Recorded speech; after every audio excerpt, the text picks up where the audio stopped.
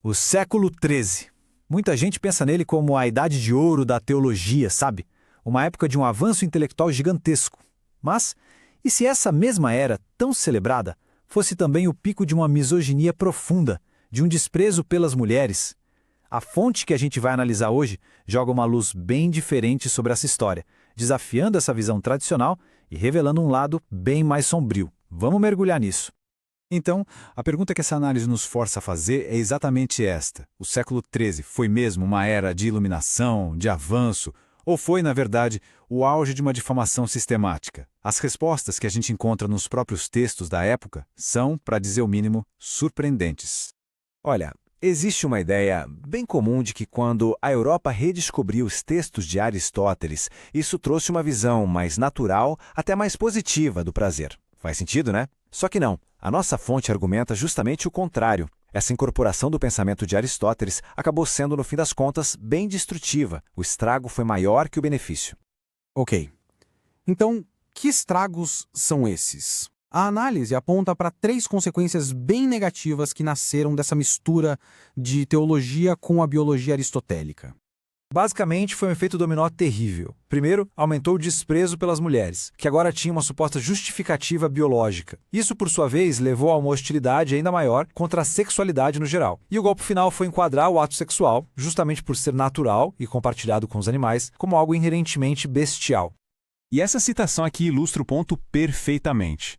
Tomás de Aquino, um dos maiores nomes da história da teologia, escreveu com todas as letras: no sexo, o ser humano se torna bestial. A ideia de que era um ato natural virou algo extremamente negativo. E para a gente entender a profundidade desse desprezo, a fonte nos leva direto a uma figura central, Alberto Magno, que foi o grande mestre de Tomás de Aquino. É nos escritos dele que a coisa fica bem explícita. A fonte não economiza nas palavras, não. O rótulo que ele recebe é esse: o grande depreciador das mulheres. E as palavras dele, como a gente vai ver, mostram exatamente o porquê. Nossa, a intensidade da linguagem aqui é chocante. Não é uma crítica sutil, né?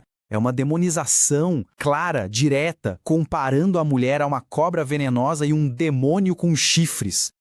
E aqui entra a tal justificativa biológica inspirada em Aristóteles. A mulher não era só má, ela era vista como uma versão com defeito do homem. Um homem vil e bastardo. Uma ideia que teve consequências trágicas e, infelizmente, durou séculos. E não era um ataque isolado, era sistemático. Alberto Magno listou uma série de traços de caráter que, segundo ele, eram parte de toda a mulher. Eram vistas como inconstantes, sem fidelidade, mestras em mentiras diabólicas e, no final das contas, mais maliciosas que os homens quando se tratava de fazer o mal.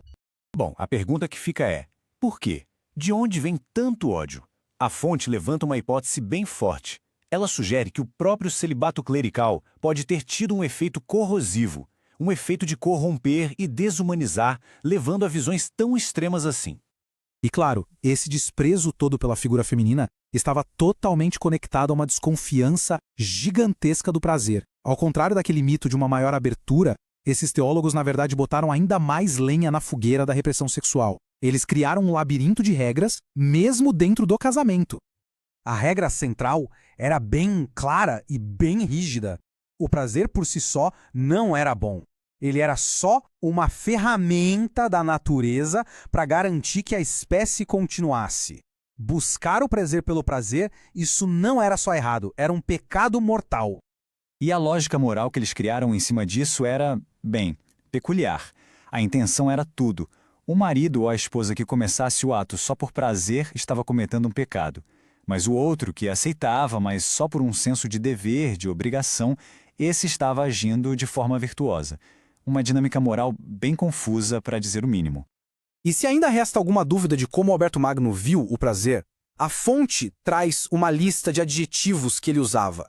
Para ele, o prazer era obsceno, desprezível, vergonhoso, doente, brutal, corrupto e até infectado. É uma avalanche de negatividade. Não sobra espaço para absolutamente nada de bom.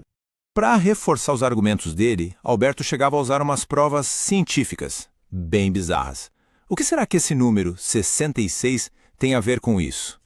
Pois é, A história que ele contava era a de um monge que supostamente teria tido 66 relações sexuais em uma única noite e morreu. E na autópsia, o cérebro dele teria encolhido até ficar do tamanho de uma romã. Esse era o nível da evidência científica usada para aterrorizar as pessoas sobre os perigos do sexo. Mas essa mentalidade intolerante não se limitava ao gênero e à sexualidade. A fonte mostra como ela se espalhou para outras áreas e as consequências foram igualmente trágicas. Alberto Magno também teve um papel importante no antissemitismo da época. Ele fez parte de uma comissão que aprovou a queima em massa do Talmud, um ato de destruição cultural imenso, justificado por acusações de blasfêmia. E o clima da época era de uma violência extrema. O biógrafo do rei Luís IX, que inclusive foi considerado santo, relata que o rei defendia que um cristão deveria responder a uma blasfêmia enfiando uma espada no corpo de quem falou, o mais fundo possível. E aqui a análise chega ao seu ponto mais impactante. A fonte não trata isso como uma história antiga que ficou no passado. Muito pelo contrário, ela traça uma linha direta, sem interrupções, dessa mentalidade medieval, a misoginia, a repressão sexual, o poder do celibato, até a crise devastadora de abusos que abalou a igreja no século XXI.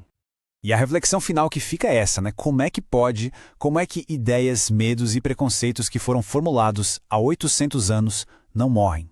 Como eles continuam ecoando através dos séculos, moldando instituições e impactando vidas até os dias de hoje?